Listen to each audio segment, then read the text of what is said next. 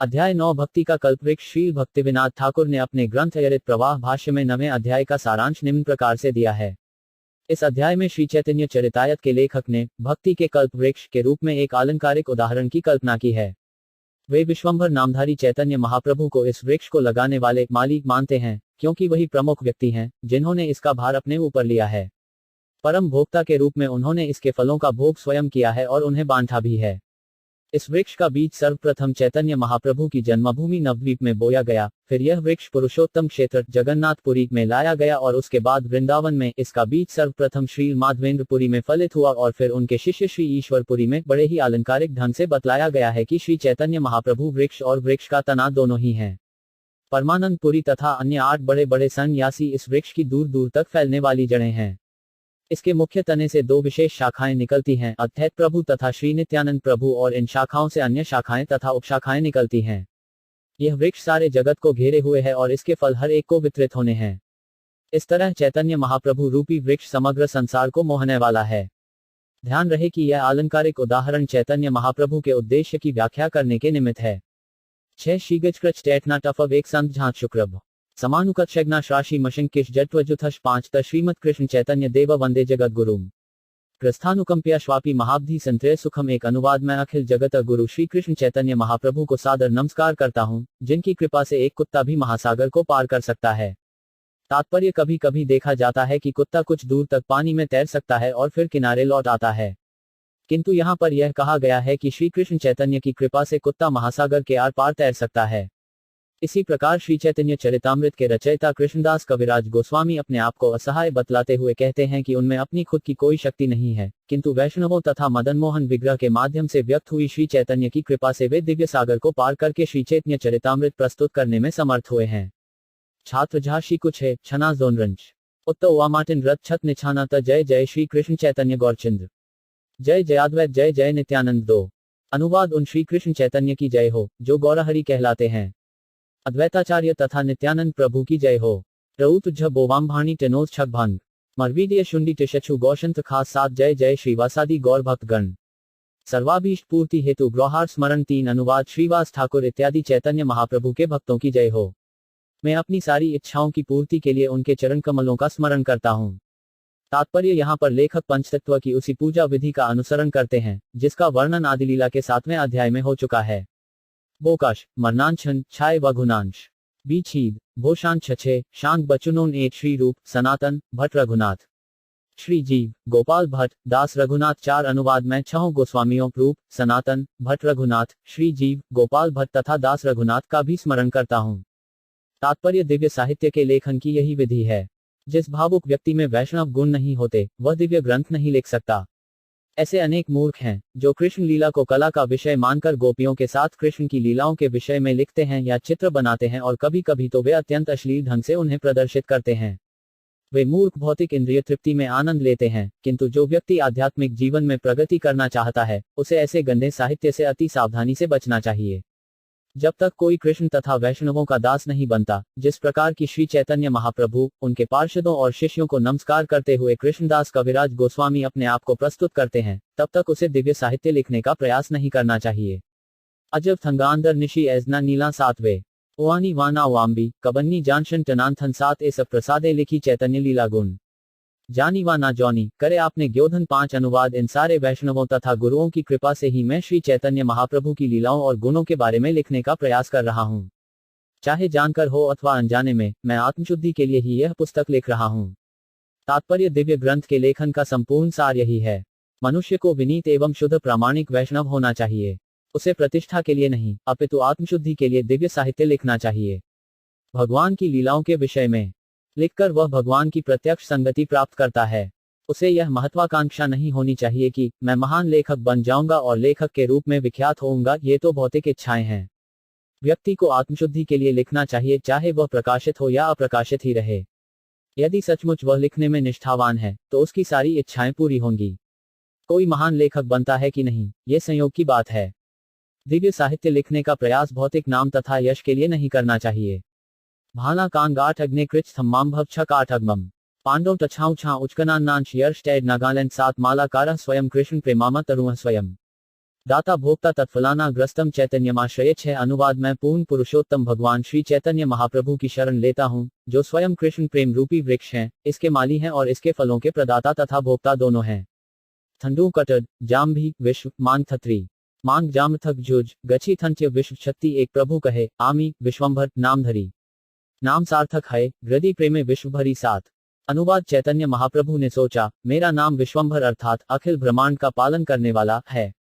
ये नाम तभी सार्थक बनेगा यदि मैं अखिल ब्रह्मांड को भगवत प्रेम से भर दूं। पद छिड़ी टैलना थत गांगाकांत शर्म नवशदीटिश जाम्बडना कटनाम तान कर्म सात ऐत चिंती लैला प्रभु मालाकार धर्म नवद्वीपे आरंभिला फलोद्यान कर्म 8 अनुवाद इस प्रकार सोचते हुए उन्होंने माली का कार्य स्वीकार किया और नवद्वीप में एक उद्यान बगीचा लगाना प्रारंभ कर दिया। थो एडना बानानकांग्र सुशिबीटच जानी उक्ति कन्नछक ट्वाथिना मिकी केष्ठा शामी सात श्री चैतन्य मालाकार पृथ्वीते आनी भक्ति कल्पतरु रोपला सिश्ची इच्छा पानी 9 अनुवाद इस प्रकार महाप्रभु भक्ति रूपी कल्पवृक्ष को इस पृथ्वी पर ले आए और स्वयं इसके माली बने। उन्होंने बीज बोया और उसे अपनी इच्छा रूपी जल से सींचा। तात्पर्य अनेक स्थलों पर भक्ति की तुलना लता से की गई है। मनुष्य को अपने हृदय के भीतर भक्ति लता का बीज बोना होता है। ज्यों-ज्यों वह नियमित रूप से श्रवण और कीर्तन करता है, ये बीज उगकर धीरे धीरे परिपक्व वृक्ष बनता है और फिर उसमें भगवत प्रेम रूपी भक्ति का फल लगता है, जिसे माली बिना व्यवधान के भोग सकता है। छत्ममली गात्वशुत्री कुप्थम श्रोत्र उच्छक्ति कन्नौ कुप्त डक्षथेशे झकुप 00 जय श्री माधवपुरी कृष्ण प्रेमपुर भक्ति कल्पतरूर तेहो प्रथम अद्भुत 10 अनुवाद कृष्ण भक्ति के आगार श्री माधवेंद्रपुरी की जय हो। वे भक्ति के कल्पवृक्ष हैं और उन्हीं में भक्ति का प्रथम बीज अंकुरित हुआ। तात्पर्य श्री माधवेंद्रपुरी श्री माधवपुरी के नाम से भी जाने जाते हैं। वे मध्वाचार्य की गुरु शिष्य परंपरा से संबंधित थे और एक प्रख्यात सन्यासी थे। श्री चैतन्य महाप्रभु शिष्यानुक्रम में श्री माधवेंद्रपुरी से तीसरे क्रम में शिष्य थे। मध्वाचार्य की गुरु शिष्य परंपरा में पूजा विधि कर्मकांड से बोझिल थी, जिसमें भगवत प्रेम का नामोनिशान लगभग न के बराबर था। श्री माधवेंद्रपुरी उस गुरु शिष्य परंपरा में प्रथम व्यक्ति थे जिनमें भगवत प्रेम के लक्षण प्रकट हुए और जिन्होंने एक कविता लिखी जिसकी प्रथम पंक्ति थी आई दीनदयालनाथ। इसी कविता में चैतन्य महाप्रभु के भगवत प्रेम के अनुशीलन का बीज निहित है। बी के यत्रश्रुति कटश जकुशुरे फैन जांचटन हैछना भानी ऋषेष जल 00 श्री ईश्वरपुरी रूपे अड्डूर पुष्ट हेल आपने चैतन्य माली स्कंद उपजल 11 अनुवाद इसके बाद भक्ति का बीज श्री ईश्वरपुरी के रूप में अंकुरित हुआ और फिर श्री चैतन्य महाप्रभु जो स्वयं माली थे उस भक्ति रूपी वृक्ष का मुख्य तना बने। तात्पर्य श्री भक्ति सिद्धांत सरस्वती ठाकुर अपने अनुभाष में लिखते हैं कि श्री ईश्वरपुरी कुमारहट के निवासी थे, जहां अब कामराहट नामक रेलवे स्टेशन है। पास ही हालिसर नामक एक अन्य स्टेशन है जो कलकत्ता के पूर्वी विभाग के पूर्वी रेलवे से संबंधित है। ईश्वरपुरी का जन्म ब्राह्मण परिवार में हुआ था। वे श्री माधवेंद्रपुरी के सर्वाधिक प्रिय शिष्य थे। श्री चैतन्य चरितामृत के अंतिम भाग के 8वें अध्याय में श्लोक 28-31 में कहा गया है, ईश्वरपुरी गोसाजी करे श्रीपाद सेवन स्वहस्ते करेन मलमूत्रादि मार्जन निरंतर कृष्ण नाम कराय स्मरण कृष्ण नाम कृष्ण लीला सुनाया नुक्षण दुष्ट हजापुरी तौरे कईल आलिजन वर दिला कृष्णे तोगार हऊ प्रेमधन सैठ हटते ईश्वरपुरी प्रेमेर सागर। श्री माधवेंद्रपुरी अपने जीवन के अंतिम समय में अशक्त हो गए थे और हिलडुल नहीं सकते थे। ईश्वरपुरी पूर्ण रूपेण उनकी सेवा करते थे, यहाँ तक कि उनका मलमूत्र भी वे स्वयं साफ करते थे। ईश्वरपुरी ने सदैव हरे कृष्ण महामंत्र का कीर्तन करके और श्री माधवेंद्रपुरी को उनके अंतिम समय में भगवान कृष्ण की लीलाओं का स्मरण कराकर उनके शिष्यों में से सर्वाधिक सेवा की। इस तरह माधवेंद्रपुरी ने अत्यधिक प्रसन्न होकर उन्हें आशीर्वाद दिया, हे प्रिय बालक, भगवान कृष्ण से मैं यही विनती कर सकता हूँ कि वे तुम पर प्रसन्न हो। इस प्रकार ईश्वरपुरी अपने गुरु श्री माधवेंद्रपुरी की कृपा से भगवत प्रेम के महासागर में महान भक्त बन गए। श्री विश्वनाथ चक्रवर्ती अपने गुरुविष्टम के लिखते हैं, यस्य प्रसादात भगवत प्रसादो यस्या प्रसादा गति कुतो। 5वीं गुरु की कृपा से ही कृष्ण की कृपा का वर मिलता है। कोई गुरु की कृपा के बिना कुछ भी उन्नति नहीं कर सकता। गुरु की कृपा से ही मनुष्य पूर्ण बनता है, जैसा कि इस उदाहरण से स्पष्ट है। वैष्णव की रक्षा सदैव पूर्ण पुरुषोत्तम भगवान करते हैं, किंतु यदि वह अशक्त प्रतीत होता है तो इससे उसके शिष्यों को सेवा करने का अवसर मिलता है। ईश्वरपुरी ने अपनी सेवा से गुरु को प्रसन्न कर लिया और अपने गुरु के आशीर्वाद से वे इतने महान पुरुष बन गए कि भगवान चैतन्य महाप्रभु ने उनको अपने गुरु के रूप में स्वीकार किया। श्री ईश्वरपुरी श्री चैतन्य महाप्रभु के गुरु थे, किंतु चैतन्य महाप्रभु को दीक्षा देने के पूर्व वे नवद्वीप गए थे और गोपीनाथ आचार्य के घर कुछ महीने रहे थे। तभी चैतन्य महाप्रभु का उनसे परिचय हुआ था। कहा जाता है कि तब वे श्री चैतन्य महाप्रभु को कृष्ण लीलामृत नामक अपनी पुस्तक सुनाकर उनकी सेवा किया करते थे। इसका वर्णन श्री चैतन्य भागवत आदि खंड 11वां अध्याय में मिलता है। श्री चैतन्य महाप्रभु ने दूसरों के समक्ष उदाहरण प्रस्तुत किया कि किस प्रकार गुरु का आज्ञाकारी शिष्य बना जाए। पूर्ण पुरुषोत्तम भगवान श्री चैतन्य महाप्रभु ईश्वरपुरी के जन्मस्थान कुमारहट गए और उनके जन्म स्थल से कुछ मिट्टी लेते आए, जिसे वे सावधानी से रखते थे और नित्य उसमें से कुछ अंश प्रतिदिन खाया करते थे। चैतन्य भागवत आदिखंड के 17वें अध्याय में इसका वर्णन हुआ है। यह अब भक्तों के लिए प्रथा बन गई है कि भक्त श्री चैतन्य महाप्रभु के दृष्टांत का अनुसरण करते हुए वहां जाते हैं और उस स्थान से कुछ मिट्टी लाते हैं। निर्वाची भजनवग मानी एकाहक हम जकन गौणक तमजे हक घुलानलग 02 निजाचिंत्य शक्ति माली हयास्कंद है। सकल शाखार से स्कंद मूलाश्रय 12 अनुवाद। अपनी अचित्य शक्तियों के कारण महाप्रभु एक साथ माली, तना तथा शाखाएं बने। क्षेत्रभानन तशुंत्री जात तक छांग छी उन्नानन न शुत्री जांत बचकोना त छाती 57 लिकु शुत्री टहो शुत्री शुत्री कृकाम्बंत ली ब्रिनिश्चीश जांग शुत्री जुशानंत 08। अनुवाद श्री परमानंदपुरी केशव भारती ब्रह्मानंदपुरी ब्रह्मानंद भारती श्री विष्णुपुरी केशवपुरी कृष्णानंदपुरी श्री नूसिंह तीरथ तथा सुखानंदपुरी। ये 9 सन्यासी वे जड़ें हैं जो उस वृक्ष के तने से फूटी। इस तरह इन 9 जड़ों के बल पर वह वृक्ष दृढ़ता से खड़ा रहा। तात्पर्य परमानंदपुरी उत्तर प्रदेश के त्रिहुत जिले के एक ब्राह्मण परिवार के थे। माधवेंद्रपुरी इनके गुरु थे। माधवेंद्रपुरी से संबंध होने के फलस्वरूप परमानंदपुरी श्री चैतन्य महाप्रभु को बहुत प्रिय थे। चैतन्य भागवत अंत्यखंड में निम्नलिखित कथन है। सन्यासी मध्य ईश्वरे प्रिय पात्र आनाही एक पुरी गोसाजी से साथ दामोदर स्वरूप परमानंदपुरी सन्यासी पार्षदें एर दुर अधिकारी निर्वधि निकटे थाकेन दुर्जन ग्रभुर सन्यासे करे दंडेर ग्रहण यूरी ध्यान पर दामोदरे कीर्तन यत प्रीति ईश्वरे पुरी गोसाजरे दामोदर स्वरूपेरो तत्प्रीति करे। माधवेंद्रपुरी को सन्यासी शिष्यों में से ईश्वरपुरी तथा परमानंदपुरी अत्यंत प्रिय थे। इस प्रकार सन्यासी स्वरूप दामोदर की तरह परमानंदपुरी भी श्री चैतन्य महाप्रभु को अत्यंत प्रिय थे और उनके नित्य पार्षद थे। जब चैतन्य महाप्रभु ने संन्यास लिया तब परमानंदपुरी ने उन्हें दंडा प्रदान किया। परमानंदपुरी सदैव ध्यान में और श्री स्वरूप दामोदर हरे कृष्ण महामंत्र के कीर्तन में मग्न रहते थे। जिस प्रकार श्री चैतन्य महाप्रभु अपने गुरु श्री ईश्वरपुरी का पूरा आदर करते थे, उसी तरह वे परमानंदपुरी तथा स्वरूप दामोदर का भी आदर करते थे। चैतन्य भागवत अंत्यखंड अध्याय 3 में वर्णन है कि जब श्री चैतन्य महाप्रभु ने पहले पहल परमानंदपुरी को देखा तो उन्होंने निम्नलिखित रूप में अपने भाव व्यक्त किए। आजी धन्य लोचनु सफल आजी जन्म सफल आमगार आजी है सर्वधर्म प्रभु बले आजी मोर सफल संन्यास आजी गाद्वेद्य मोरे हरला प्रकाश। आज मेरी आंखें, मेरा मन, मेरे धार्मिक कृत्य तथा मेरा संन्यास स्वीकार करना ये सभी धन्य हो गए हैं, क्योंकि मेरे सामने आज परमानंदपुरी के रूप में माधवेंद्रपुरी प्रकट हुए हैं। चैतन्य भागवत में आगे कहा गया है, कथौषणे अन्योन्य करें प्रणाम। परमानंदपुरी चैतन्य प्रिय धाम। इस तरह श्री चैतन्य महाप्रभु ने परम प्रिय परमानंदपुरी से सादर नमस्कार का आदान प्रदान किया। परमानंदपुरी ने जगन्नाथ मंदिर के पश्चिमी भाग के पीछे एक छोटा सा मठ स्थापित किया, जहां उन्होंने जल के लिए एक कुआं खुदवाया, लेकिन पानी खारा था। इसलिए श्री चैतन्य महाप्रभु ने भगवान जगन्नाथ से प्रार्थना की कि वे गंगाजल को इस कुएं में प्रवाहित करके इसे मीठा बना दें। जब भगवान जगन्नाथ ने प्रार्थना स्वीकार कर ली तो महाप्रभु ने सारे भक्तों से कहा कि आज से परमानंदपुरी के कुएं के जल को गंगाजल के समान माने, क्योंकि भक्तों को इसका जल पीने या इससे नहाने से गंगा स्नान करने या गंगाजल पान करने जैसा ही लाभ मिलेगा। ऐसा व्यक्ति निश्चय ही शुद्ध भगवत प्रेम का विकास करेगा।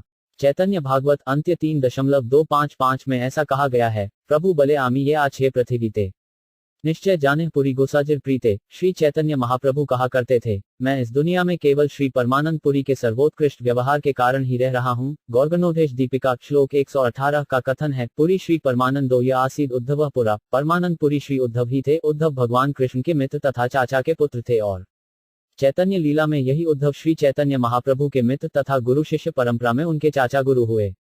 केशव भारती, सरस्वती भारती तथा पुरी संप्रदाय दक्षिण भारत के श्रृंगेरी मठ से संबंधित हैं और श्री केशव भारती, जो भारती संप्रदाय के थे, उस समय कटवा स्थित मठ में रह रहे थे। कुछ प्रामाणिक मतों के अनुसार यद्यपि केशव भारती का संबंध शंकर संप्रदाय से था, किंतु पहले वे एक वैष्णव द्वारा दीक्षित हो चुके थे। माधवेंद्रपुरी से दीक्षा प्राप्त करने के कारण वे वैष्णव माने जाते हैं, क्योंकि कुछ लोगों का कहना है कि उन्होंने माधवेंद्रपुरी से संन्यास लिया था। खाटुंडी नामक गांव में, जो बर्दवान जिले में कांदरा डाकखाने के अंतर्गत है, केशव भारती द्वारा आरंभ की गई विग्रह पूजा और मंदिर आज भी विद्यमान है। उस मठ के प्रबंधकों के अनुसार पुजारी केशव भारती के वंशज हैं और कुछ लोगों के अनुसार विग्रह के पुजारी केशव भारती के पुत्रों के वंशज हैं। गृहस्थ जीवन में उन्हें 2 पुत्र हुए, निशाप्ती तथा उशाप्ती। निशाप्ती के वंश का ही एक सदस्य श्री नकड़ीचंद्र विद्यारल नामक ब्राह्मण उस मंदिर का पुजारी था जब श्री भक्तिसिद्धांत सरस्वती वहां गए थे। कुछ लोगों के अनुसार इस मंदिर के पुजारी केशव भारती के भाई के वंशज हैं। अन्य मत के लोग उन्हें माधव भारती के वंशज मानते हैं, जो केशव भारती के एक अन्य शिष्य थे। माधव भारती के शिष्य बलभद्र भी बाद में भारती संप्रदाय के सन्यासी बने। उनके गृहस्थ जीवन में उनके मदन तथा गोपाल दो पुत्र थे। मदन का पारिवारिक उपनाम भारती था, जो औरिया गांव में रहता था, और गोपाल का पारिवारिक उपनाम ब्रह्मचारी था, जो देंडुट गांव में रहता था। इन दोनों वंशों के अनेक वंशज आज भी जीवित हैं। गौर्गनोद्वेश दीपिका श्लोक 52 में कहा गया है, मधुराया यज्ञसूत्रम पुरा कृष्णाय यो मुने ददो सांदीपनी। सो 5 धद्य केशव भारती सांदीपनी मुनि, जिन्होंने पुराकाल में कृष्ण तथा बलराम का यज्ञोपवीत संस्कार कराया था, बाद में वे ही केशव भारती बने। उन्होंने ही श्री चैतन्य महाप्रभु को संन्यास दिया। गौर्गनोदशेष दीपिका श्लोक 117 में केशव भारती के बारे में एक अन्य कथन भी है, हति कैचित प्रभाषते 5 क्रूर केशव भारती। कुछ प्रमाणों के अनुसार केशव भारती अक्रूर के अवतार हैं। केशव भारती ने 1432 शकाब्द सन 1510 में श्री चैतन्य महाप्रभु को कटवा में संन्यास दिया। इसका उल्लेख वैष्णव मधुशाख भाग 2 में हुआ है। ब्रह्मानंद पुरी। जब श्री चैतन्य महाप्रभु नवद्वीप में कीर्तन करते थे, उस समय से श्री ब्रह्मानंद पुरी श्री चैतन्य महाप्रभु के पार्षद थे। जगन्नाथपुरी में भी वे चैतन्य महाप्रभु के साथ रहे। यहाँ पर ध्यान देना होगा कि ब्रह्मानंद नाम न केवल मायावादी सन्यासियों का होता है, अपितु वैष्णव सन्यासियों का भी होता है। हमारे एक मूर्ख गुरु भाई ने हमारे सन्यासी ब्रह्मानंद स्वामी की यह कहकर आलोचना की कि यह तो मायावादी नाम है।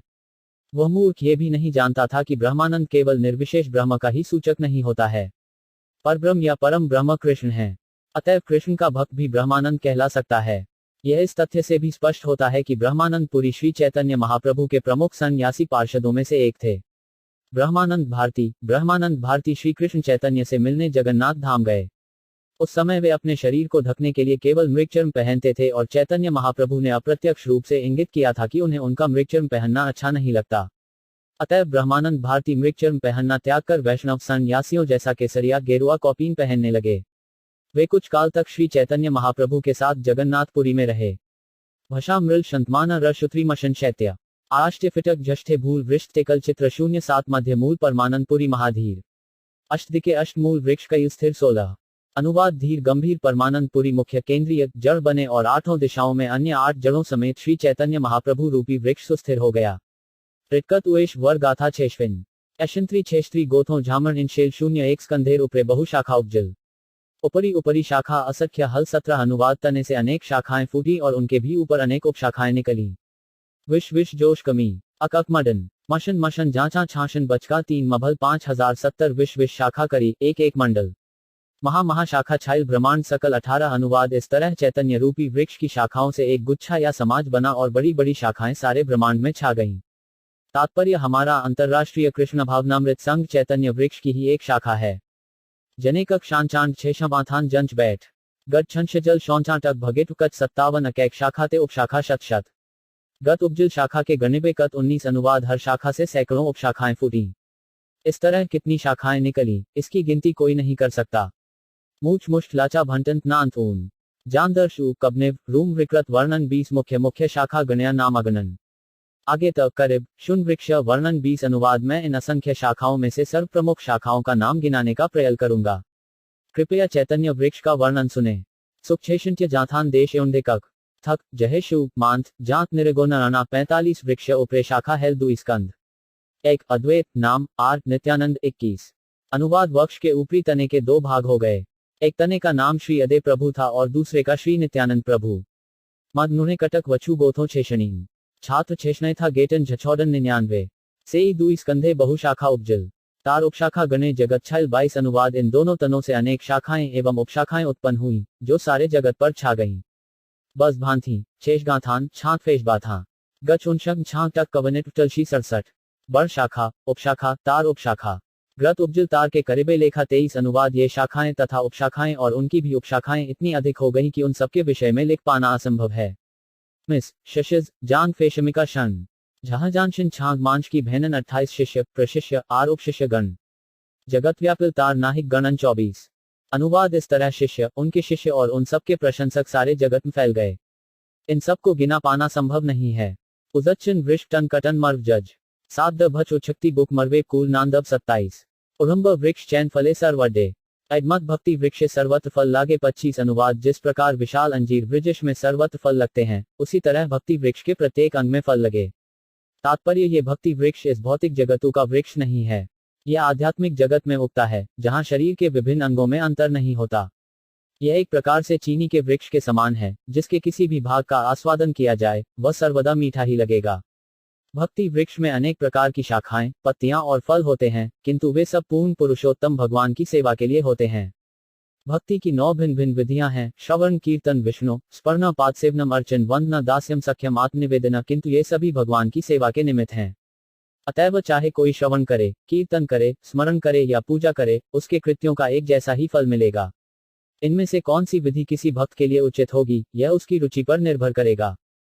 शूल कटक गाथा जांच शेषे गाथो गंटग नानशिना टरेटथ फन अक्षटक फिटन 27 मूल स्कंधेर शाखा आरोप शाखा गणे लागला ग्रे प्रेम फल अमृत के जिन्हें 26 अनुवाद। चूंकि श्री कृष्ण चैतन्य महाप्रभु मूल तना थे, अतएव शाखाओं तथा उपशाखाओं में जो फल लगे, उनका स्वाद अमृत से भी बढ़कर था।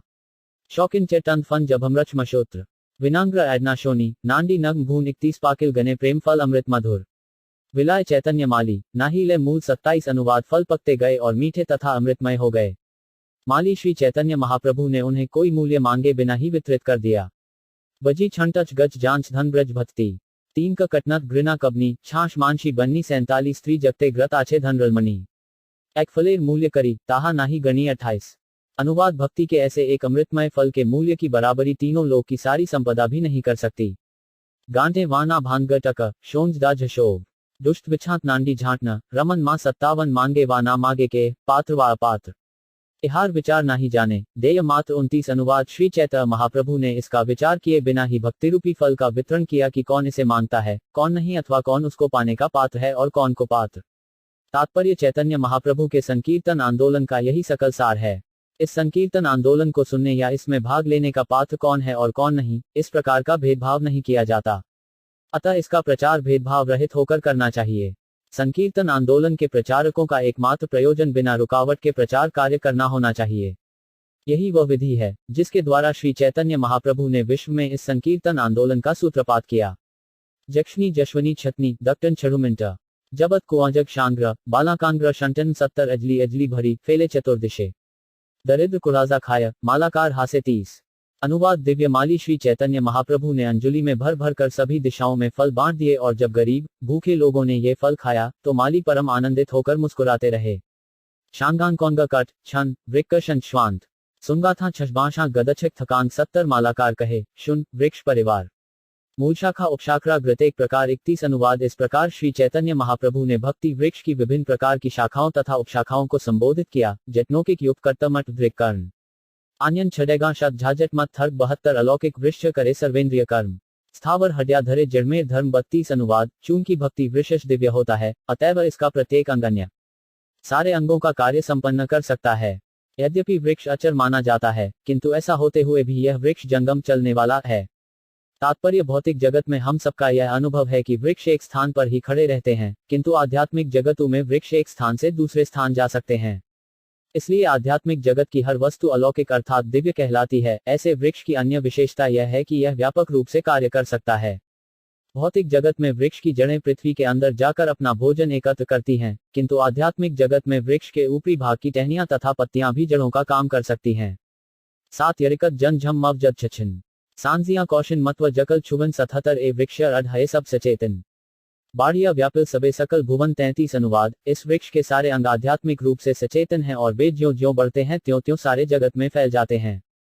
अकना गानान कांग जाम भी कांच कान गांव अकना वां कच कन शोरियशा बिनाव 78 एकला मालाकार आमी कहाँ कहाँ ग्राब एकला वा कत फल पाड़िया विलाप 34 अनुवाद। मैं ही अकेला माली हूँ, मैं कितने स्थानों में जा सकता हूँ, मैं कितने फल तोड़ और बांट सकता हूँ।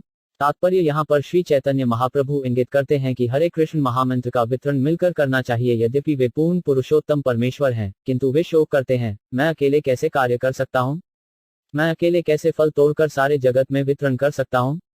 इससे संकेत मिलता है कि सभी श्रेणी के भक्तों को मिलकर देश काल अथवा परिस्थिति का विचार किए बिना हरे कृष्ण महामंत्र का वितरण करना चाहिए।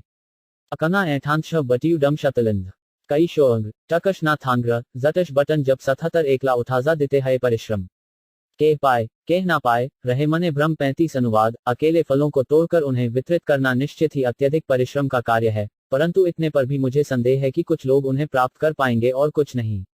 जय जाम्भी जान फिलू मवांकांच्या गांडवेंडी थेम्ब कल्टनच यांत छाट 77 अतैव आमी आज्ञा दिलु सबाकारे ग्राहा ताहा प्रेम फल देह ग्रारे तारे 36। अनुवाद, अतैव मैं इस ब्रह्मांड के हर व्यक्ति को आज्ञा देता हूं कि वह इस कृष्ण भावनामृत आंदोलन को स्वीकार करे और इसे सर्वत्र वितरित करे। तात्पर्य इस संदर्भ में श्री भक्तिविनोद ठाकुर द्वारा रचित एक गीत है, एनएचओ औषधि माया नाशिबार लागी।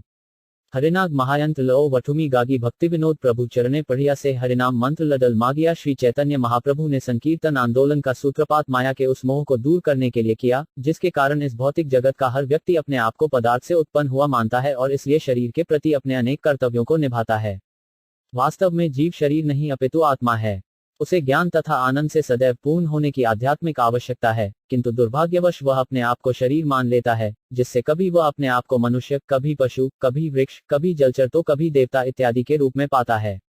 इस तरह हर शरीर बदलने के साथ ही वह अलग प्रकार की चेतना विकसित करते हुए अलग प्रकार के कार्य करता है और इस तरह इस भौतिक संसार में अधिकाधिक फंसता जाता है और लगातार एक शरीर से दूसरे शरीर में देहांतरण करता रहता है। माया के वशीभूत होकर वह भूत या भविष्य पर विचार नहीं करता, केवल वर्तमान के अल्पकालिक जीवन से संतुष्ट रहता है। इस माया या मोह को दूर करने के लिए ही श्री चैतन्य महाप्रभु संकीर्तन आंदोलन लाए हैं और वे हर एक से प्रार्थना करते हैं कि लोग इसे अंगीकार करके वितरित करें। जो व्यक्ति सचमुच ही श्री भक्तिविनोद ठाकुर का अनुयायी है, उसे चैतन्य महाप्रभु के इस निवेदन को तुरंत स्वीकार करते हुए उनके चरण कमलों में नमस्कार करके हरे कृष्ण महामंत्र की याचना करनी चाहिए। यदि कोई इतना भाग्यशाली हो कि महाप्रभु से हरे कृष्ण महामंत्र की याचना कर सके तो उसका जीवन सफल हो जाए। अकना बानांकांग्र जांधी कट कल शामव ना छिमला वां धनशे कल जांध की कम्मिव 71 एकला मालाकार आमी कत फल खाब ना दिया वा एट फल आर की करीब 37। अनुवाद, मैं अकेला माली हूँ। यदि मैं इन्हें वितरित न करूं तो मैं इनका क्या करूंगा? अकेले मैं कितने फल खा सकता हूँ? तात्पर्य श्री चैतन्य महाप्रभु ने भक्ति के इतने फल उत्पन्न किए कि उन्हें सारे विश्व में वितरित कर देना जरूरी था, अन्यथा वे अकेले इतने सारे फलों को कैसे चख सकते थे और आस्वादन का आनंद कैसे ले सकते थे? श्री चैतन्य महाप्रभु के रूप में भगवान श्री कृष्ण के अवतरित होने का मूल कारण था श्रीमती राधा रानी के कृष्ण के प्रति प्रेम को समझना और उस प्रेम का आस्वादन करना। चूंकि भक्ति के वृक्ष के फल असंख्य थे, अतएव वे बिना किसी रोक टोक के हर एक को बांट देना चाहते थे। इसलिए श्री रूप गोस्वामी लिखते हैं, अनर्पित चिरी चिरात करुण्यावतीर्ण कलो समर्प्यवम उन्नतो चरसा स्वभक्ति श्रियम हरि पुर्ट सुंदरमुति कदम्ब सिंदीपित सदा हृदय कंडारे स्फुरतु वह शचीनंदन। यद्यपि पूर्ण पुरुषोत्तम भगवान का अनेक अवतार पहले हो चुके हैं, किंतु श्री चैतन्य महाप्रभु के समान उदार, दयालु तथा वदान्य कोई न था, क्योंकि उन्होंने भक्ति के सबसे रहस्यमय पक्ष राधा कृष्ण के माधुर्य प्रेम का वितरण किया। इसलिए श्री रूप गोस्वामी प्रभुपाद चाहते हैं कि श्री चैतन्य महाप्रभु समस्त भक्तों के हृदयों में निरंतर वास करें, क्योंकि तभी वे श्रीमती राधा रानी तथा कृष्ण के प्रेम व्यापारों को समझ सकेंगे और उनका आस्वादन कर सकेंगे। जानजिर शेंछामिच वृक मिक्षी मिंजत उजानशन झमझा कनबुक ऐशेत 770 आत्म इच्छामृते वृक्ष सिद्धि निरंतर ताहते असख्य फल वृक्ष ऊपर 38। अनुवाद, पूर्ण पुरुषोत्तम भगवान की दिव्य इच्छा से सारे वृक्ष पर पानी छिड़का गया है और इस तरह भगवत प्रेम के असंख्य फल लगे हैं। तात्पर्य ईश्वर असीम है और उनकी इच्छाएं भी असीम हैं। अनंत फलों का यह उदाहरण भौतिक संदर्भ में भी उपयुक्त है। कईयों की पूर्ण पुरुषोत्तम भगवान की इच्छा से इतने फल, अन्न तथा खाद्य पदार्थ उत्पन्न हो सकते हैं कि सारे लोग अपनी क्षमता से 10 गुना अधिक खाएं, तो भी वे समाप्त न हों। इस भौतिक जगत में कृष्ण भावना के सिवा अन्य किसी भी वस्तु का अभाव नहीं है। यदि लोग कृष्ण भावना भावित हो जाएं, तो पूर्ण पुरुषोत्तम भगवान की दिव्य कृपा से इतना अधिक खाद्य पदार्थ उत्पन्न हो सकता है कि लोगों की सारी आर्थिक समस्याएं दूर हो जाएं। इस तथ्य को आसानी से समझा जा सकता है। फल फूल का उत्पादन हमारी इच्छा पर नहीं, अपितु परमेश्वर की परम इच्छा पर निर्भर करता है। यदि वे प्रसन्न रहें, तो पर्याप्त फल फूल प्रदान कर सकते हैं, किंतु यदि लोग नास्तिक तथा ईश्वर विहीन हैं, तो प्रकृति भगवान की इच्छा से खाद्य पदार्थों की पूर्ति को सीमित कर देती है। उदाहरणार्थ, कभी कभी कम वर्षा होने से भारत के अनेक प्रांतों में, विशेषतया महाराष्ट्र तथा उत्तर प्रदेश एवं अन्य निकटवर्ती राज्यों में खाद्य पदार्थों का घोर अभाव हो जाता है। इस विषय में तथाकथित विज्ञानी तथा अर्थशास्त्री कुछ भी नहीं कर सकते। अतएव सारी समस्याओं को हल करने के लिए मनुष्य को चाहिए कि कृष्ण भावना भावित बनकर तथा भगवान की नित्य भक्ति पूर्वक पूजा करके परमेश्वर की कृपा प्राप्त करने की चेष्टा करे। झरथडत जब कल टंच यांटत छांटा शंडियां रुछेकु नाक जरछत जभत 77 अतएव सब फल देह ग्रारे तारे खाया हठक लोक अजर अमरे 39। अनुवाद, इस कृष्ण भावनामृत आंदोलन का वितरण सारे विश्व में करो, जिससे सारे लोग इन फलों को खाकर अंततः वृद्धावस्था तथा मृत्यु से मुक्त हो सकें। तात्पर्य श्री चैतन्य महाप्रभु द्वारा चलाया गया कृष्ण भावनामृत आंदोलन अत्यंत महत्वपूर्ण है, क्योंकि जो इसे स्वीकार करता है, वह जन्म, मृत्यु तथा वृद्धावस्था से मुक्त होकर शाश्वत बन जाता है। लोग ये समझ नहीं पाते कि जन्म, मृत्यु, बुढ़ापा तथा रोग यही जीवन के 4 असली क्लेश हैं। वे इतने मूर्ख हैं कि इन चारों क्लेशों के समक्ष घुटने टेक देते हैं, क्योंकि वे हरे कृष्ण महामंत्र के दिव्य उपचार को नहीं जानते। केवल हरे कृष्ण महामंत्र के कीर्तन से सारे क्लेशों से छुटकारा पाया जा सकता है, किंतु लोग माया के वशीभूत होकर इस आंदोलन को गंभीरता से स्वीकार नहीं करते। अतएव जो लोग श्री चैतन्य महाप्रभु के वास्तविक सेवक हैं, उन्हें चाहिए कि मानव समाज के सर्वाधिक लाभ के लिए इस आंदोलन का विश्वभर में विस्तार करें। निस्संदेह पशु तथा निम्न योनियां इस आंदोलन को समझने में असमर्थ हैं, किंतु यदि कुछ ही मनुष्य इसे गंभीरतापूर्वक ग्रहण करें, तो उनके उच्च स्वर में कीर्तन से पशु, वृक्ष तथा अन्य निम्न योनियों सहित सारे जीव लाभान्वित होंगे। जब श्री चैतन्य महाप्रभु ने हरिदास ठाकुर से पूछा कि वे मनुष्यों के अतिरिक्त अन्य जीवों को कैसे लाभ पहुंचा सकते हैं, तो श्री हरिदास ठाकुर ने उत्तर दिया कि हरे कृष्ण महामंत्र इतना शक्तिशाली है कि यदि इसका उच्च स्वर से उच्चारण किया जाए तो सबके सब इससे लाभान्वित होंगे, जिसमें निम्न योनियां भी सम्मिलित हैं। छाजा शिवा ट्याव शट शुक शांझी मुथी डेडेगा टलाक टबाव गोष्ठिविक कीर्ति अस्सी जगत व्यापिया मोर हवे पुण्य ख्याति सुखी हड़या लोक मोर गाहिबिक कीर्ति 40 अनुवाद। यदि फलों को सारे विश्व में वितरित किया जाए तो पुण्यात्मा के रूप में मेरी ख्याति सर्वत्र फैलेगी और सारे लोग अत्यंत प्रसन्नतापूर्वक मेरे नाम की महिमा का गान करेंगे। तात्पर्य श्री चैतन्य महाप्रभु की यह भविष्यवाणी अब सच हो रही है। भगवान पवित्र नाम हरे कृष्ण महामंत्र के कीर्तन द्वारा कृष्ण भावनामृत आंदोलन का विश्वभर में वितरण हो रहा है और जो लोग ब्रह्मपूर्ण अस्त व्यस्त जीवन बिता रहे थे, वे अब दिव्य सुख का अनुभव कर रहे हैं। उन्हें संकीर्तन में शांति मिल रही है, अतएव वे इस आंदोलन के परम लाभ को स्वीकार कर रहे हैं। ये श्री चैतन्य महाप्रभु का आशीर्वाद है। उनकी भविष्यवाणी अब वास्तव में पूरी हो रही है और जो लोग गंभीर तथा विवेकशील हैं, वे इस महान आंदोलन के महत्व को समझ रहे हैं। छात्र छुमित स्टेशन भनुषा झाना गांज छाना मार्थक कजी कन शत्र छेशकांत नवासी भारत भूमिते हेल मनुष्य जन्म ग्रार जन्म सार्थक करी कर पर उपकार 41 अनुवाद। जिसने भारत भूमि भारतवर्ष में मनुष्य जन्म लिया है, उसे अपना जीवन सफल बनाना चाहिए और अन्य सारे लोगों के लाभ के लिए कार्य करना चाहिए। तात्पर्य श्री चैतन्य महाप्रभु की उदारता इस अत्यंत महत्वपूर्ण श्लोक में व्यक्त हुई है। यद्यपि वे बंगाल में जन्मे थे और बंगालियों का उनके प्रति विशेष कर्तव्य है, किंतु श्री चैतन्य महाप्रभु केवल बंगालियों को ही नहीं, अपितु भारत के सारे निवासियों को संबोधित कर रहे हैं। भारत भूमि में ही वास्तविक मानव सभ्यता विकसित हो सकती है। जैसा कि वेदांत सूत्रम कहा गया है, मानव जीवन विशेष रूप से भगवतु साक्षात्कार के लिए है, अथातो ब्रह्मजिज्ञासा। जो भी भारत भूमि भारतवर्ष में जन्म लेता है, उसे यह विशेष अवसर प्राप्त है कि वह वैदिक सभ्यता के उपदेश तथा मार्गदर्शन का लाभ उठा सके। वह स्वतः आध्यात्मिक जीवन के मूल सिद्धांतों को पा लेता है, क्योंकि 99.9% भारतीय लोग, यहाँ तक कि गांव के सीधे सादे किसान तथा अशिक्षित लोग भी आत्मा के देहांतरण, विगत तथा भावी जीवन एवं ईश्वर में विश्वास करते हैं और स्वाभाविक रूप से पूर्ण पुरुषोत्तम भगवान या उनके प्रतिनिधि की पूजा करना चाहते हैं। ये विचार भारत में जन्म लेने वालों को स्वाभाविक रूप से उत्तराधिकार में मिलते हैं। भारत में अनेक पवित्र तीर्थ स्थान हैं, जैसे गया, बनारस, मथुरा, प्रयाग, वृंदावन, हरिद्वार, रामेश्वरम, जगन्नाथपुरी, और वहां आज भी लोग लाखों की संख्या में जाते हैं। यद्यपि भारत के वर्तमान नेता सामान्य जनता को ईश्वर, अगले जन्म तथा पुण्य और पाप में जीवन के भेद में विश्वास न करने के लिए प्रेरित करते हैं और यद्यपि उन्हें शराब पीने, मांस खाने तथा तथाकथित रूप से सभ्य बनने की शिक्षा देते हैं, फिर भी लोग 4 पापों से भयभीत रहते हैं: अवैध संबंध, मांसाहार, नशा तथा जुआ। जब भी कोई धार्मिक उत्सव मनाया जाता है, तो लोग हजारों की संख्या में एकत्र होते हैं। हमें इसका वास्तविक अनुभव है। जब भी हमारा कृष्ण भावनामृत आंदोलन कोई संकीर्तन उत्सव कलकत्ता, बंबई, मद्रास, अहमदाबाद या हैदराबाद जैसे किसी बड़े शहर में मनाता है, तो सुनने के लिए हजारों लोग आते हैं।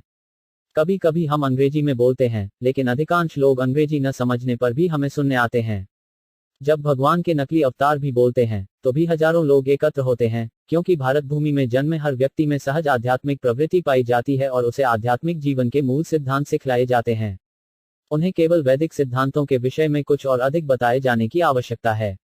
इसीलिए श्री चैतन्य महाप्रभु यहाँ कहते हैं, जन्य सार्थककारी कर पर उपकार। यदि भारतीयों को वैदिक सिद्धांतों की शिक्षा दी जाए, तो वे समग्र जगत के लिए सर्वाधिक उपयोगी, कल्याणकारी कार्य संपन्न कर सकने में समर्थ हैं। आज कृष्ण भावना या भगवत भावना की कमी के कारण सारा जगत अंधकार में है, क्योंकि यह जीवन 4 प्रकार के पापों, मांसाहार, अवैध संबंध, जुआ तथा नशा से ढका हुआ है।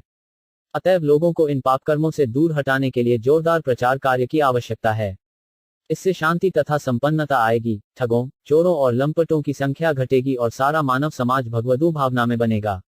हमारे द्वारा विश्वभर में कृष्ण भावनामृत आंदोलन के प्रसार का व्यवहारिक प्रभाव ये हुआ है कि सर्वाधिक पतित, लंपट व्यक्ति भी उन्नत संत बन रहे हैं।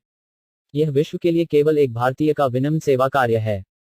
यदि श्री चैतन्य महाप्रभु के उपदेशानुसार सारे भारतीय इस पथ का अनुसरण करते, तो भारत विश्व को एक अद्वितीय उपहार दे सकता था और इस तरह भारत महिमा चारों ओर फैलती। किंतु भारत तो अब एक दरिद्रता से ग्रस्त देश माना जाता है और जब भी अमेरिका या किसी अन्य अमीर देश का कोई व्यक्ति भारत आता है, तो उसे सड़कों के किनारे अनेक लोग लेटे हुए मिलते हैं, जिन्हें 2 समय भरपेट भोजन भी नहीं मिल पाता। ऐसी भी संस्थाएं हैं जो इन गरीब लोगों के कल्याण के नाम पर सारे विश्व से धन तो एकत्र करती हैं, किंतु उसे वे अपनी खुद की इंद्रिय तृप्ति के पीछे खर्च करते हैं। किंतु अब श्री चैतन्य महाप्रभु के आदेशानुसार कृष्ण भावनामृत आंदोलन आरंभ किया गया है और लोग इस आंदोलन से लाभान्वित हो रहे हैं। अतएव अब भारत के अग्रणी व्यक्तियों का कर्तव्य है कि इस आंदोलन की महत्ता को समझें और अनेक भारतीयों को प्रशिक्षित करके इस आंदोलन का प्रचार करने के लिए उन्हें भारत से बाहर भेजें। लोग इसे स्वीकार करेंगे, इससे भारतीयों तथा विश्व के अन्य लोगों में सहयोग बढ़ेगा और तब श्री चैतन्य महाप्रभु का उद्देश्य पूर्ण होगा। तब श्री चैतन्य महाप्रभु की कीर्ति सारे विश्व में फैलेगी और लोग न केवल इस जन्म में, अपितु अगले जन्म में भी स्वाभाविक रूप से सुखी, शांत तथा समृद्ध होंगे, क्योंकि जैसा कि भगवद गीता में कहा गया है, जो कोई भी पूर्ण पुरुषोत्तम भगवान कृष्ण को समझता है, वह आसानी से जन्म मरण के चक्र से छूट जाएगा, अर्थात मोक्ष पा लेगा और भगवत धाम वापस जाएगा। इसीलिए श्री चैतन्य महाप्रभु प्रत्येक भारतीय से आग्रह करते हैं कि वह दुनिया को भयावह गड़बड़ी से बचाने के लिए उनके आंदोलन का प्रचारक बने। ये केवल भारतीयों का ही नहीं, अपितु हर एक का कर्तव्य है और हमें अत्यधिक प्रसन्नता है कि अमेरिकी तथा यूरोपीय बालक तथा बालिकाएं हमारे इस आंदोलन में गंभीरतापूर्वक सहयोग कर रहे हैं। मनुष्य को यह निश्चित रूप से जान लेना होगा कि सारे मानव समाज के लिए सर्वोत्तम कल्याणकारी कार्य है मनुष्य में भगवत भावना या कृष्ण भावना को जागृत करना। अतएव हर व्यक्ति को इस महान आंदोलन में सहयोग करना चाहिए। इसकी पुष्टि श्रीमद्भागवत 10.2.35 में की गई है, जो अगले श्लोक के रूप में दिया गया है। अच्छावब्ना माकना यूरो डिनाम्बिष्टर्षि थोद्ग्रशतिग्वा वाशल दर्दग्र जानछबने एक जप नवासी अतावजन साफल्यम देहिना में देहिशु प्राणायतेंधिया वाचाश्रय आचरण सदा 42 अनुवाद। ये हर जीव का कर्तव्य है कि वह अपने जीवन, धन, बुद्धि तथा वाणी से दूसरों के लाभ के लिए कल्याण कार्य करे। तात्पर्य सामान्य कार्य 2 प्रकार के होते हैं, श्रेयी अर्थात ऐसे कार्य जिनका अंतिम परिणाम लाभकारी तथा मंगलकारी होता है, तथा पग्रेयस अर्थात जो तुरंत ही लाभकारी तथा मंगलकारी होते हैं। उदाहरणार्थ, बच्चों को खेलने का शौक होता है, वे शिक्षा प्राप्त करने के लिए स्कूल नहीं जाना चाहते और सोचते हैं कि अपने मित्रों के साथ रात दिन खेलना ही उनके जीवन का लक्ष्य है। यहाँ तक कि भगवान कृष्ण के दिव्य जीवन में भी हम देखते हैं कि जब वे बालक थे तो उन्हें अपने ही समवयस्क ग्वाल बालों के साथ खेलना अत्यंत प्रिय था। वे खाना खाने तक के लिए घर नहीं जाते थे, माता यशोदा को स्वयं वहां जाकर उन्हें घर लाने के लिए फुसलाना पड़ता था। अतएव ये बच्चे का स्वभाव है कि वह रात दिन खेल में लगा रहता है और अपने स्वास्थ्य तथा अन्य महत्वपूर्ण कार्यों की भी परवाह नहीं करता। ये ग्रेयस अर्थात तुरंत लाभकारी कार्यों का उदाहरण है। किंतु कुछ कार्य श्रेयस भी होते हैं जो अंततः मंगलप्रद होते हैं। वैदिक सभ्यता के अनुसार मनुष्य को भगवत भावना में होना चाहिए। उसे ये जानना चाहिए कि ईश्वर क्या है, ये भौतिक जगत क्या है, वह कौन है और उनके परस्पर संबंध क्या है। यह अरेयस अर्थात अंततः मंगलप्रद कार्य कहलाता है। श्रीमद्भागवत के इस श्लोक में बतलाया गया है कि मनुष्य को श्रेयस कार्य में रुचि रखनी चाहिए। श्रेयस के चरम लक्ष्य की प्राप्ति के लिए उसे अपना सर्वस्व, अपना जीवन, धन तथा वाणी केवल अपने लिए हो नहीं, अपितु दूसरों के लिए अर्पित कर देने चाहिए। किंतु जब तक वह अपने निजी जीवन में शेयर में रुचि नहीं लेगा, तब तक वह दूसरों को श्रेयस का उपदेश नहीं दे सकता। श्री चैतन्य महाप्रभु द्वारा उद्धृत ये श्लोक मनुष्यों पर लागू होता है, पशुओं पर नहीं। जैसा कि पिछले श्लोक में मनुष्य जन्म शब्द से इंगित किया गया है, ये आदेश मनुष्यों के लिए है। दुर्भाग्यवश आज के लोग यद्यपि मानव देह धारण किए हुए हैं, फिर भी आचरण में वे पशुओं से भी बदतर होते जा रहे हैं। यह आधुनिक शिक्षा का दोष है। आधुनिक शिक्षक मानव जीवन के उद्देश्य को नहीं जानते, उन्हें इसी की चिंता रहती है कि वे अपने देश या मानव समाज की आर्थिक दशा को कैसे उन्नत बनाएं। ये भी आवश्यक है। वैदिक सभ्यता में तो मानव जीवन के सारे पक्षों पर विचार किया गया है, इनमें धर्म, अर्थ, काम तथा मोक्ष सम्मिलित हैं। किंतु मानवता की पहली आवश्यकता धर्म है। धार्मिक बनने के लिए मनुष्य को ईश्वर के आदेशों के अनुसार चलना होता है, किंतु दुर्भाग्यवश इस युग के लोगों ने धर्म का तिरस्कार कर दिया है और वे आर्थिक उन्नति में लगे हुए हैं। अतएव धन पाने के लिए वे किसी भी हद तक जा सकते हैं। आर्थिक उन्नति के लिए यन केन प्रकारेण धन प्राप्त करना आवश्यक नहीं है। मनुष्य को केवल अपने शरीर तथा आत्मा को बनाए रखने भर के लिए धन कमाना चाहिए। किंतु आधुनिक आर्थिक विकास बिना किसी धार्मिक आधार के किया जा रहा है, अतएव लोग लालची, विषयी तथा धन के पीछे पागल बनते जा रहे हैं। वे केवल रजोगुण तथा तमोगुण को विकसित कर रहे हैं और प्रकृति के अन्य गुण, सत्वगुण तथा ब्राह्मण गुणों की उपेक्षा कर रहे हैं। इसीलिए सारा समाज अस्त व्यस्त दशा में है। भागवत के अनुसार बुद्धिमान मनुष्य का कर्तव्य है कि वह इस तरह कर्म करे कि मानव समाज जीवन के चरम लक्ष्य को आसानी से प्राप्त कर सके। ऐसा ही श्लोक विष्णु पुराण 3.1.2.45 में भी आता है, जो नीचे उद्धृत है। थोनी नाम बुष्कान ज्ञान गटटवाई शंतफ करबगा भंजा वान्हा उटव गच्छी माउंचिटर छुप 87 प्राणी नामुपकाराय गृदेवे परत च कर्मणा मनसा बाचा तदेव मति मापजय 43 अनुवाद। बुद्धिमान मनुष्य को चाहिए कि वह अपने कार्यों, विचारों तथा शब्दों से ऐसे कर्म करे जो सारे प्राणियों के लिए इस जन्म में तथा अगले जन्म में मंगलकारी हो सके। तात्पर्य दुर्भाग्यवश सामान्य लोग यह नहीं जानते कि अगले जीवन में क्या होने वाला है। अपने आप को अगले जीवन के लिए तैयार करना सामान्य धारणा है और यह वैदिक सभ्यता का सिद्धांत है, किंतु आज के समय में विश्वभर में लोगों को अगले जीवन के बारे में विश्वास नहीं है। यहाँ तक कि बड़े बड़े प्रभावशाली प्रोफेसर तथा अन्य शिक्षाविद ये कहते हैं कि शरीर समाप्त होते ही सब कुछ समाप्त हो जाता है। यह नास्तिक दर्शन मानव सभ्यता को खत्म कर रहा है। लोग मनमाने तौर पर सभी प्रकार के पाप कर्म करते हैं और इस तरह मानव जीवन का विशेषाधिकार तथाकथित नेताओं के शैक्षिकी प्रचार कार्य से नष्ट होता जा रहा है। वास्तविकता तो यह है कि यह जीवन अगले जीवन की तैयारी के लिए है। विकास के क्रम में मनुष्य अनेक योनियों या रूपों से होकर गुजरा है और यह मनुष्य जीवन उसके लिए इससे श्रेष्ठ जीवन प्राप्त करने का एक सुअवसर होता है। इसकी व्याख्या भगवद गीता 9.25 में हुई है। यान्ति देवव्रता देवान पितृन यान्ति पितृत्रता भतानि यान्ति भूतेज्या यान्ति मध्याजिनोपि माम। जो लोग देवताओं की पूजा करते हैं वे देवताओं के बीच जन्म लेंगे, जो भूत प्रेतों की पूजा करते हैं वे ऐसे जीवों के बीच जन्म लेंगे, जो अपने पूर्वजों की पूजा करते हैं वे अपने पूर्वजों के बीच रहेंगे तथा जो मेरी पूजा करते हैं वे मेरे साथ रहेंगे। अतएव मनुष्य चाहे तो देवलोक जा सकता है, चाहे तो पितृलोक को जा सकता है, चाहे तो पृथ्वी लोक में रह सकता है या भगवत धाम वापस जा सकता है। आगे इसकी पुष्टि भगवद गीता 4.9 में भी हुई है। त्यक्त्वा देह पुनर्जन नैति मामेति। 5 जून कृष्ण को तत्व से जानने वाला इस शरीर को त्यागने के बाद इस लोक में फिर से भौतिक शरीर धारण करने नहीं आता, किंतु वह भगवत धाम चला जाता है। शास्त्रों में ये ज्ञान उपलब्ध है और लोगों को इसे समझने का अवसर दिया जाना चाहिए। यदि कोई एक जन्म में भगवत धाम वापस नहीं जा पाता, तो वैदिक सभ्यता उसे यह अवसर प्रदान करती है कि वह ऊपर के लोक स्वर्ग को जाए, जहां पर देवता वास करते हैं और पुनः पशु जीवन में पतित न हो। आज के लोग इस ज्ञान को महान विज्ञान होते हुए भी नहीं समझते, क्योंकि वे अशिक्षित हैं और इसे न स्वीकार करने के लिए प्रशिक्षित किए जाते हैं। आधुनिक मानव समाज की ऐसी भयावह स्थिति है। फलत कृष्ण भावनामृत आंदोलन ही एकमात्र आशा की किरण है, जो बुद्धिमान व्यक्तियों के ध्यान को जीवन के श्रेष्ठ लाभ की ओर आकृष्ट कर सकता है। भानी मनुसा जानगैंस मानशी जान छतन कल कुल छेरा कबनी शुंगा छेशारकन 88 माली मनुष्य आमार नाही राज्य धन फल फूल दिया करी पुण्य उपार्जन 44 अनुवाद। मैं तो केवल माली हूँ, मेरे पास न तो साम्राज्य है न बहुत सारा धन है, मेरे पास तो केवल कुछ फल और फूल हैं, जिनका उपयोग मैं अपने जीवन में पुण्य प्राप्त करने के लिए करना चाहता हूँ। तात्पर्य मानव समाज के कल्याण कार्यों के लिए श्री चैतन्य महाप्रभु स्वयं को किसी धनी व्यक्ति के रूप में प्रस्तुत नहीं करते, जो इस बात का द्योतक है कि मानवता के कल्याण कार्य करने के लिए मनुष्य का धनी या ऐश्वर्यवान होना आवश्यक नहीं है। कभी कभी धनी व्यक्तियों को इसका गर्व हो जाता है कि वे ही मानव समाज के लिए कल्याणप्रद कार्य कर सकते हैं, अन्य लोग नहीं। इसका जीता जागता उदाहरण यह है कि जब वर्षा के अभाव के कारण भारत में अकाल पड़ता है, तो धनी वर्ग के कुछ लोग सरकार की सहायता से बड़े आयोजन करके खाद्य सामग्री का वितरण बड़े ही गर्व के साथ करते हैं, मानो ऐसे कार्यों से ही लोगों को लाभ पहुंचाया जा सकता है। मान लीजिए कि अन्न न होता, तो फिर ये धनी लोग किस तरह अन्न वितरण करते? अन्न का उत्पादन पूरी तरह से ईश्वर के हाथ में है। यदि पानी न बरसे तो अन्न की उपज नहीं होगी और ये तथाकथित धनी व्यक्ति तब लोगों में अन्न का वितरण नहीं कर सकेंगे। अतएव जीवन का असली उद्देश्य पूर्ण पुरुषोत्तम भगवान को प्रसन्न करना है। श्री रूप गोस्वामी ने भक्तिरसायतर सिद्धू में कहा है कि भक्ति इतनी महान है कि यह हर व्यक्ति के लिए लाभप्रद तथा मंगलप्रद है।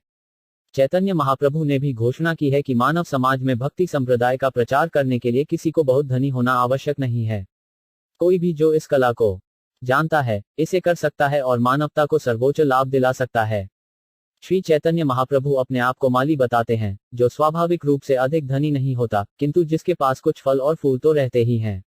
कोई भी व्यक्ति कुछ फल फूल एकत्र करके पूर्ण पुरुषोत्तम भगवान को भक्तिमयी सेवा द्वारा प्रसन्न कर सकता है। जैसा कि भगवद गीता 9.26 में भगवान संस्तुति करते हैं, पत्र पृष्ठ फल तो यो में भक्त्या प्रयच्छाति तदहम भक्त्युपहतम अश्नामि प्रयवात्मन।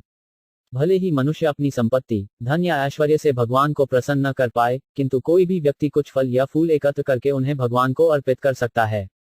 भगवान कहते हैं कि यदि कोई भक्तिपूर्वक ऐसी भेंट लाता है, तो वे उसे स्वीकार करते हैं और खाते हैं। जब कृष्ण खाते हैं, तो सारा विश्व संतुष्ट होता है। महाभारत में एक कथा है कि किस प्रकार कृष्ण के भोजन करने से दुर्वासा मुनि के 60,000 शिष्य तुष्ट हो गए। अतएव ये तथ्य है कि यदि हम अपने प्राणों से प्राणः, अपने धन से अर्थ, अपनी बुद्धि से धिया या अपनी वाणी से वाचा पूर्ण पुरुषोत्तम भगवान को प्रसन्न कर सकें, तो सारा संसार स्वतः सुखी हो जाएगा। इसलिए हमारा मुख्य कर्तव्य यह है कि हम अपने कार्यों, अपने धन तथा अपने शब्दों से परमेश्वर को प्रसन्न करें। ये बहुत ही सरल है। भले ही किसी के पास धन न रहे, वह हर एक को हरे कृष्ण मंत्र का उपदेश दे सकता है। वह घर घर जाकर हर एक से हरे कृष्ण मंत्र का कीर्तन करने का अनुरोध कर सकता है। इस तरह सारे विश्व की स्थिति सुखमय तथा शांतिपूर्ण हो सकेगी। भानी शतक वृक्ति डिलो अंडेऊ केश छांच मर्व थोगीबन 5 शकांत शग वृक्क टेशत 86 माली हजा वृक्ष हैला इर्त इच्छाते सर्व प्राणी उपकार है वृक्ष हैते 45। अनुवाद, यहमपि मैं माली का कार्य कर रहा हूँ, किंतु मैं वृक्ष भी बनना चाहता हूँ, क्योंकि इस तरह मैं सबको लाभ पहुंचा सकता हूँ। तात्पर्य, श्री चैतन्य महाप्रभु मानव समाज के सर्वाधिक कल्याणकारी पुरुष हैं, क्योंकि लोगों को सुखी बनाना ही उनकी एकमात्र अभिलाषा है। उनका संकीर्तन आंदोलन लोगों को सुखी बनाने के विशेष उद्देश्य के लिए ही है। वे स्वयं वृक्ष बनना चाह रहे थे, क्योंकि वृक्ष सबसे उपकारी जीव माना जाता है। अगले श्लोक में, जो श्रीमद्भागवत 10.22.33 से है, स्वयं कृष्ण ने वृक्ष के अस्तित्व की अत्यधिक प्रशंसा की है। जटशया तन्नो जना जगवथानकुश जीविमाम्ब जुझ ममाव तैसा एक देव विश्वश्यांडी नांशिन 87 अहो ऐक्षां वर जन्म सर्व प्राणयुग जीविनाम सुजन्य प्रेषा व विमखा ग्रांति नार्थिन 46। अनुवाद, जरा देखो तो ये वृक्ष किस तरह हर जीव का पालन कर रहे हैं। इनका जन्म सफल है। इनका आचरण महापुरुषों जैसा है, क्योंकि जो कोई भी वृक्ष से कुछ मांगता है, वह कभी निराश होकर नहीं जाता। तात्पर्य, वैदिक सभ्यता के अनुसार क्षत्रियों को महान पुरुष माना जाता है, क्योंकि यदि कोई मनुष्य क्षत्रिय राजा के पास जाता है और दान मांगता है, तो राजा कभी मना नहीं करेगा।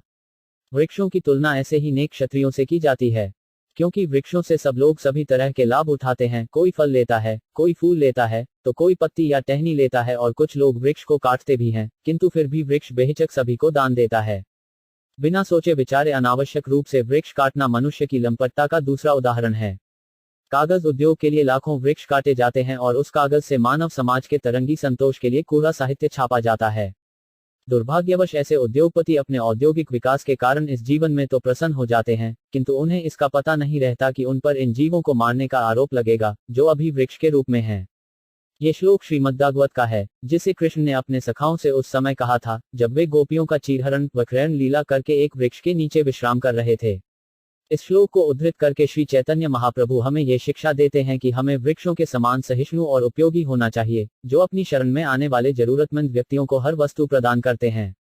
जरूरतमंद व्यक्ति वृक्षों से तथा पशुओं से भी अनेक लाभ उठा सकता है, किंतु आधुनिक सभ्यता में लोग इतने कृतघ्न हो चुके हैं कि वे वृक्षों तथा पशुओं का शोषण करके उनका वध कर देते हैं। ये आधुनिक सभ्यता के कुछ पाप कर्म हैं। 74 जानजे टनकल गच्छी टैडना गान कौंग शंत्रन जानना तोडल बुक क्षत्रिवांत 81 एड़ आज्ञा कई वृद्धि चैतन्य मालाकार परम आनंद पायल वृक्ष परिवार 47। अनुवाद, वृक्ष के वंशज श्री चैतन्य महाप्रभु के भक्त महाप्रभु से यह प्रत्यक्ष आदेश पाकर अत्यंत प्रसन्न थे। तात्पर्य, ये श्री चैतन्य महाप्रभु की इच्छा है कि 500 वर्ष पूर्व नवद्वीप में संकीर्तन आंदोलन के परोपकारी कार्यों का जो सूत्रपात किया गया था, वह सारे मनुष्यों के हित में सारे विश्व में फैले।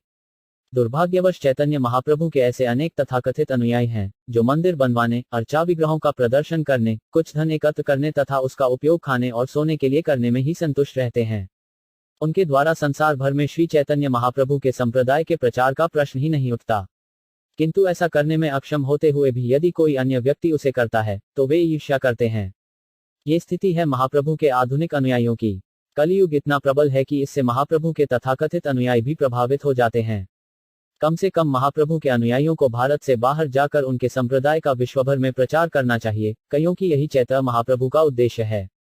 चैतन्य महाप्रभु के अनुयायियों को जी जान से उनकी इच्छा पूरी करने के लिए वृक्ष से भी अधिक सहिष्णु और रास्ते में पड़े तिनके से भी अधिक विनीत बनना चाहिए।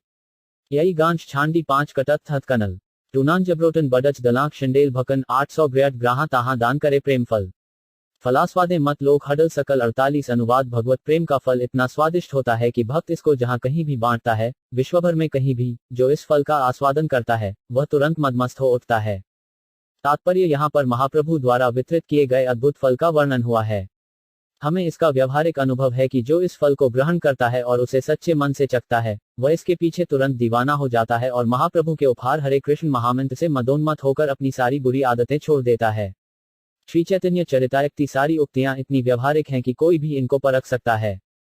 जहां तक हमारी बात है, हम तो भगवत प्रेम के महान फल को महामंत्र हरे कृष्ण कृष्ण कृष्ण हरे हरे, हरे राम राम राम हरे हरे के कीर्तन के माध्यम से वितरित करने की सफलता के प्रति पूर्णतया आश्वस्त हैं। गश गांगथेश कल्टश छलनी शांग भांडिल जकन टनाक शन मान 5 भोंग 88 महामादक प्रेम फल पेट भरी खाया मातिल सकल लोक हासे नाचे गाय 49 अनुवाद श्री चैतन्य महाप्रभु द्वारा वितरित भगवत प्रेम रूपी फल इतना मादक है कि जो भी पेट भर खाता है वह तुरंत ही उससे उन्मत्त हो उठता है और स्वतः ही कीर्तन करता, नाचता, हंसता और आनंद लेता है। कश शजांगेफी गांस टकशु छदाव नथी जानंदी झरगर शन मानांकांत 70 के गड़ागड़ी ब्राय केहता होडार देखी आनंदित हया हासे मालाकार 50 अनुवाद जब महान माली श्री चैतन्य महाप्रभु देखते हैं कि लोग कीर्तन करते हैं, नाचते और हंसते हैं और कुछ लोग भूमि पर लोटपोट होते हैं तथा कुछ हुंकार भरते हैं, तो वे परम आनंदित होकर मुस्कुराते हैं। तात्पर्य कृष्ण भावनामृत के हरे कृष्ण आंदोलन में लगे हुए लोगों के लिए श्री चैतन्य महाप्रभु का यह मनोभाव अत्यंत महत्वपूर्ण है। हम इस्कॉन संस्थान के प्रत्येक केंद्र में हर रविवार के दिन एक प्रीति भोज का आयोजन करते हैं और जब हम वास्तव में देखते हैं कि लोग हमारे केंद्र में आते हैं, कीर्तन करते हैं, नाचते हैं, प्रसाद ग्रहण करते हैं, हर्षित होते हैं और पुस्तकें खरीदते हैं, तो हमें विश्वास हो जाता है कि श्री चैतन्य महाप्रभु ऐसे दिव्य कार्यों में सदैव उपस्थित रहते हैं और वे इससे अत्यंत प्रसन्न तथा तुष्ट हो रहे हैं। अतएव इस्कॉन के सदस्यों को सिद्धांतों के अनुसार इस आंदोलन को अधिकाधिक बढ़ाना चाहिए। प्रकार श्री चैतन्य महाप्रभु प्रसन्न होकर मुस्काते हुए अपनी कृपा दृष्टि डालेंगे और यह आंदोलन सफल होगा। तात्पर्य श्री चैतन्य महाप्रभु का कार्य ही है कि अपने आचरण द्वारा लोगों को शिक्षा दी जाए। वे कहते हैं, आपनी आचरी भक्ति कारिल प्रचार चैतन्य चरितायत आदि 4.41 मनुष्य को सर्वप्रथम स्वयं आचरण करना चाहिए, तब शिक्षा देनी चाहिए। असली शिक्षक का यही कार्य है। कोई जिस सिद्धांत का प्रचार कर रहा है, जब तक वह स्वयं उसे नहीं समझता, तब तक उसका प्रभाव नहीं पड़ता। अतएव मनुष्य को न केवल चैतन्य संप्रदाय के दर्शन को समझना होगा, अपितु अपने जीवन में उसे उतारना भी होगा। श्री चैतन्य महाप्रभु हरे कृष्ण महामंत्र का कीर्तन करते करते कभी कभी मूर्छित हो जाते थे और घंटों बेहोश पड़े रहते थे। शिक्षाष्टक 7 में उनकी प्रार्थना है, युगायत निमेषेण चक्षुषा प्रावशायता शून्यायत जगत सर्व गोविंद विरहिण में, हे गोविंद, आपके विरह में मुझे एक क्षण 12 वर्ष या इससे भी अधिक लगता है। मेरी आंखों से वर्षा की बौछारों के समान अश्रु की धाराएं प्रवाहित हो रही हैं और आपकी अनुपस्थिति में मुझे ये जगत बिल्कुल शून्य लगता है। ये पूर्ण अवस्था है जो हरे कृष्ण मंत्र का कीर्तन करने तथा भगवत प्रेम रूपी फल के खाने से मिलती है, जैसा कि श्री चैतन्य महाप्रभु ने दिखलाया है। मनुष्य को इस अवस्था की कृत्रिम रूप से नकल नहीं करनी चाहिए, किंतु यदि वह गंभीर है और नियमों का निष्ठा से पालन करता है और हरे कृष्ण मंत्र का कीर्तन करता है, तो वह घड़ी आएगी जब ये लक्षण प्रकट होंगे। उसकी आंखें अश्रुपूरित हो उठेंगी, वह महामंत्र का ठीक से उच्चारण नहीं कर सकेगा और भावावेश में उसका हृदय स्पंदित हो उठेगा।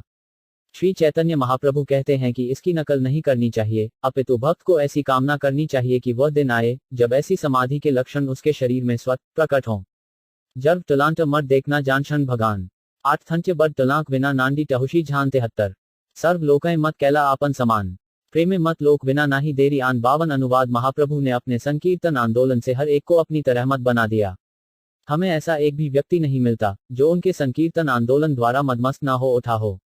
8 निन्नम वैकल वनीक भान छांग्रान मशकन थांग मोदज वटल छाउन छांग 7 चग्रैपुर्य निंदा कैरिस बली मातों थाल सेहो फल खाया नाचे बले भाल भाल 53 अनुवाद जिन लोगों ने पहले श्री चैतन्य महाप्रभु को शराबी कहकर उनकी आलोचना की थी, उन्होंने भी फल खाया और वे बहुत अच्छा कहकर नाचने लगे। तात्पर्य जब श्री चैतन्य महाप्रभु ने संकीर्तन आंदोलन प्रारंभ किया, तो मायावादियों, नास्तिकों तथा मूर्खों ने अनावश्यक रूप से उनकी भी आलोचना की थी। अतः स्वाभाविक है कि ऐसे लोग हमारी भी आलोचना की है। ऐसे लोग सदैव रहेंगे और वे सदैव ऐसी हर बात की आलोचना करते रहेंगे जो मानव समाज के लिए असल में उत्तम है, किंतु संकीर्तन आंदोलन के प्रचारकों को ऐसी आलोचना से घबराना नहीं चाहिए। ऐसे मूर्खों को आमंत्रित करना चाहिए और प्रसाद ग्रहण करने तथा अपने साथ कीर्तन करने और नाचने के लिए कहना चाहिए। इस प्रकार धीरे धीरे उन्हें बदल देना चाहिए। यही हमारी नीति होनी चाहिए। हाँ, जो हमारे साथ आना चाहता हो उसे निष्ठावान तथा जीवन के आध्यात्मिक विकास के प्रति गंभीर होना चाहिए। तभी ऐसा व्यक्ति हमारे साथ मात्र कीर्तन करके, नाचकर और प्रसाद ग्रहण करके थोड़े समय के बाद ये कहने लगेगा कि यह आंदोलन बहुत ही उत्तम है। किंतु जो व्यक्ति भौतिक लाभ या निजी तृप्ति के निम्न आशय के साथ सम्मिलित होना चाहता है, वह कभी भी इस आंदोलन के दर्शन को हृदयंगम नहीं कर सकेगा। अंडे छऊ कर्नल तथत कल विचतन अटुखून झूल पांचों तत्त गौरथों गैम्ब 8 यूरो तक कहिलु प्रेम फल वितरण एबेशुन फलदाता ग्रे श्रे शाखा गण 54 अनुवाद महाप्रभु द्वारा भगवत प्रेम रूपी फल के वितरण का वर्णन करने के बाद अब मैं चैतन्य महाप्रभु रूपी वृक्ष की विभिन्न शाखाओं का वर्णन करना चाहूंगा। रीकश ब्रथुनांश शंटच यांस जांग कैडना 5 वृदांगमूट कटच कुझंठन 78 श्री रूप रघुनाथ पदे ग्राड़ाश चैतन्य चरितामृत कहे कृष्णदास 55 अनुवाद श्री रूप और श्री रघुनाथ के चरण कमलों में प्रार्थना करते हुए और उनकी कृपा की सदैव आकांक्षा करते हुए मैं कृष्णदास उनके चरण चिन्हों पर चलते हुए श्री चैतन्य चरितामृत का वर्णन कर रहा हूं। इस प्रकार श्री चैतन्य चरितायत आदिलीला के नए अध्याय का भक्तिवेदांत तात्पर्य पूर्ण हुआ, जिसमें भक्ति रूपी कल्प वृक्ष का वर्णन है।